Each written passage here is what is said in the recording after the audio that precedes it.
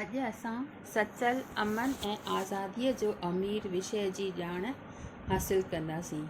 हीउ विषय तव्हांजे MDS यूनिवर्सिटीअ जे MA previous J paper second pros and drama में रखियलु आहे।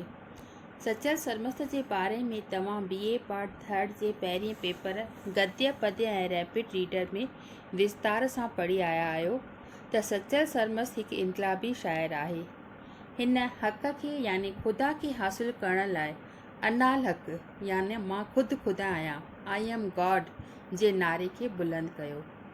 ॿियो शाह साहिब सचल सरमस्त जे बारे में इहा अॻकथी कई हुई त असां जेको देगिड़ो चाढ़ियो आहे उन जो ढकणु ही निगर लाहींदो, यानी जेकी रूहानियत जा राज़ शाह साहिब ढक पर्दे में चया आहिनि उन्हनि खे सचल सरमस्त खोले आम जे अॻियां पेश कया आहिनि। अचो त ॾिसूं सचल सरमस्त हिन मज़मून सचल अमन ऐं आज़ादीअ जे अमीर में छा थो फरमाए। हू फरमाए थो त अवल भेरी बञ सचल बंद ख़्यालात जा तिहां पुॼाणो वञ हला जे हैरत में, याने ए इंसान तोखे पहिरियों ख़्यालात जा ॿियाईअ जे बंधननि खे टोड़े फिटी करिणो आहे, तंहिंखां पोइ ई तोखे परमात्मा जी हासिलात थींदी। हू चवे थो अॻिते त इंसान दुनिया में हिकु असीर यानी कैदी, इंसान हिन दुनिया में हिकु कैदीअ मिसल आहे। फ्रांस जे हिकु मशहूरु फ़िलसुफ़ सच फरमायो आहे त इंसान ॼमे आज़ादु थो पर पोइ पाण खे ज़ंजीरुनि में जकड़ियल थो ॾिसे। इहे ज़ंजीरूं ख़्यालात जूं आहिनि, माना ॿियाईअ जूं आहिनि, बंधननि जूं आहिनि। ज़िंदगीअ जे हर हिकु दाइरे में ख़्यालात जा बंधन रखिया ई आहिनि। इंसान खे जनमु वठंदे वक़्तु न आहे को मज़हब यानी धर्म, न सियासत यानी राजनीति, ऐं न अथसि वरी का पंक्ति मुहर लॻल यानी परंपरा जी का बि उन ते मुहर लॻल कान्हे। हू आज़ादु ॼमे थो पर ॼमण खां पोइ हिन खे धर्म या मज़हब मिले थो उन्हनि वटां जिन जे घर हू पैदा थियो आहे। पोइ ही वञे थो पाण खे मज़हबी, सियासी ऐं पंक्ति मुजारे में अटकाईंदो। आला फ़िलसुफ़नि ऐं शाइरनि खे इहे संसारी ज़ंजीर जकड़े न सघिया आहिनि। आला फ़िलसुफ़नि ऐं शाइर माना जेके दार्शनिक आहिनि, जेके शाइर आहिनि, उन्हनि खे इहे संसारी बंधन कॾहिं बि जकड़े कान सघिया आहिनि। शाह साहिब जे अनुसार हमीरन हुकून जाड़ जुसे खे पातियूं, माना जेके शाहूकार इंसान आहिनि उन्हनि खे जेकी जिन पंहिंजो पाण परमात्मा जे तरफ़ निवृत करे छॾियो आहे उन्हनि जे शरीर खे हू क़ैद में बंदि करे हरगिज़ की न सघंदा। इहो आवाज़ शाह साहिब सुरमारियो में बुलंद कयो आहे। दुनिया जे हर हिकु मुल्क में के आला आत्माऊं उत्पन्न थियूं आहिनि जिन पाण खे मसनवी हदुनि खां ॿाहिरि रखियो आहे। मसनवी हदुनि यानी बनावटी हदुनि खां, सीमाउनि खां पंहिंजो पाण खे अलॻि रखियो आहे। हू संसार जे मायाजाल में न फाथा आहिनि।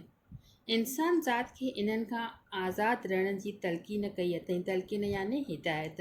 हू चवे थो त जहिड़ा आया जग में तहिड़ा विया मोटी। हू जीअं स्वच्छ साफ़ हिन संसार में आया आहिनि उहे अहिड़ी तरह ई मोटी वेंदा आहिनि। उन्हनि खे हिन संसार जा बंधन उन्हनि आला आत्माउनि खे छुई बि कोन सघंदा आहिनि। नेक्स्ट असांखे जेको सचल सरमस्त ॿुधाए थो त उहो चवे थो त मज़हबी बंधननि खां असांखे कहिड़ी रीति पार पहुचणो आहे। असांखे मज़हबी बंधननि खे टोड़े फिटो करिणो आहे। हुन जे अनुसार सिंधी शाइरनि जाती ख़्यालनि खां बेज़ारी ॾेखारी आहे। सचल हिकु अहिड़ो शाइर थी गुज़रियो आहे जंहिं हर क़िस्म जी झूनी रिवायत ऐं रस्म ख़िलाफ़ु आवाज़ु उथारियो आहे। सचो मज़हब आहे दिलि जी सफ़ाई ऐं ख़ल्क़ जी ख़िदमत। बराबरि आहे इहा ॻाल्हि त सचो मज़हब या सचो धर्म असांजो उहो ई आहे जेको असांखे ख़ल्क़ जी ख़िदमत माना हिन दुनिया जी हिन जनता जी जेका शेवा करण मां असांखे फल मिले थो उहो ई हिकु सचो मज़हब आहे। बाक़ी ॿिया सभु जेके धर्म आहिनि उहे अजाया आहिनि।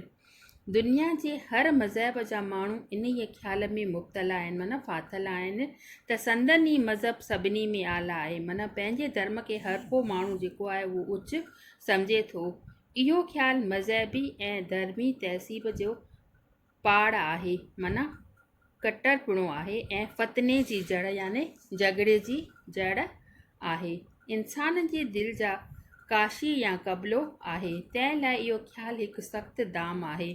इन्हीअ ख़्याल जे करे ई इंसानु पंहिंजी आला रूहानी शान खे भुलिजी वियो आहे ऐं अमीर मां फिरी असीर थी वियो आहे। इहा तव्हांजी रेफरेंस जे रूप में अची थी सघेव त अमीर मां फिरी असीर थी वियो आहे, माना हू पहिरियों ॼाओ त शाहूकारु हो, पर हिन संसार में अची करे हू असीर थी वियो आहे, माना क़ैदी बणिजी वियो आहे। हिन संसार जा मज़हब धर्म हुनखे जकड़े विया आहिनि। जे हर हिकु इंसानु ईअं सम्झे त संदसि रूह या आत्मा हर्जा हुकुम हलाईंदड़ आहे, कंहिं बि चीज़ ते महकूम न आहे, माना उन जे असर हेठि न आहे, त दुनिया हिकु अमन ऐं तरक़ीअ जो जन्नत थी पवंदी। हिन दुनिया में शांती पैदा थी वेंदी ऐं तरक़ीअ जो जन्नत माना तरक़ी पैदा थी वेंदी ऐं जन्नत माना सुर्गपुणो थी पवंदो हिन धरतीअ ते। सच सरमस्किन आख़ियो आहे त दीन कफ़र दिलि दाम ॾिज मिड़ियो ई मौज में तीहां पोइ हिकाम हर्जा सचो तुंहिंजो। माना जेके धार्मिक कटरपने जा जेके ख़्याल आहिनि उन्हनि खे असांखे टोड़े फिटो करिणो आहे। पोइ असांखे ईअं लॻंदो त हर जॻह ते असांजो ई हुकुम हले, माना जेकी सृष्टि हलाईंदड़ आहे उहे ख़ुदि पाण असां थी विया आहियूं। हिन संसार में असांजो ई हुकुम पियो हले। सचल जहिड़े आला पुरुष जी इहा हिदायत नाहे त इंसानु पंहिंजे धर्म या दीन खां मुनकर थिए, माना पंहिंजे धर्म खां असांखे परे बि न हटणो आहे। पंहिंजे धर्म में रहंदे हर हिकु धर्म जो असांखे मान इज़त करिणो आहे। पर संदसि तलक़ीन माना हिदायत आहे त धर्म या मज़हब हिकु ज़ाहिरी जामो आहे जंहिंखे चुइटी न पवणो आहे, मतिलबु उन सां असांखे चुंबड़ी न पवणो आहे। हिन साहिब केतिरनि हंधि मज़हब जी आला हस्तियुनि लाइ बेअंदाज़ इज़त ऐं सिदक जो इज़हार कयो आहे। सिदक यानी प्यार, इज़त माना इज़त।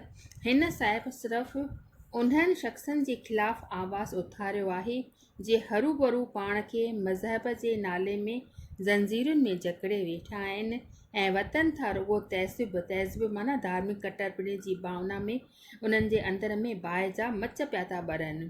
दिलि जी पाकीज़गी माना पवित्रता सां सचपच परवड़ थी पवे ऐं न फ़क़ति ज़ुबान सां धर्मी ऐं मज़हबी उसूल उचारण सां। सचल हिकु अजीब जुरियत जो मालिक हो।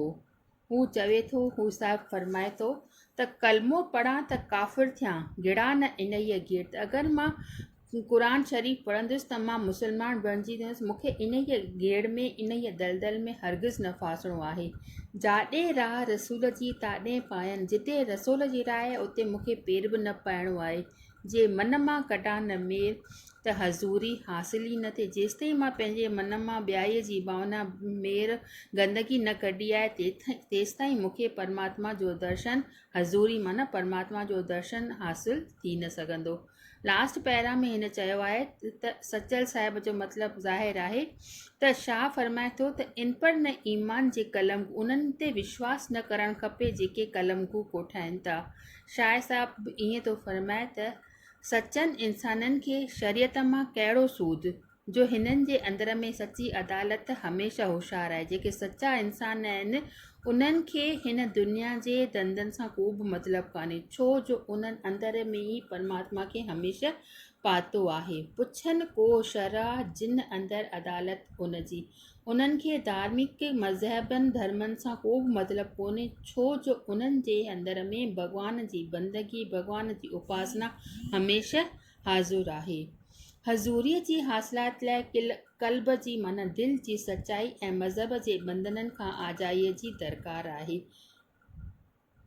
पर इंसान जी फितरत माना उन जो सुभाउ अहिड़ो आहे जो हू मज़हबी जुनून में अची वञो ज़लालत माना गुमराहीअ में पइजी थो वञे ऐं पोइ फ़तने जी आतिश बर्पा कयो छॾे। फ़तने माना झगड़ो उन जे अंदर में पैदा थी वञे।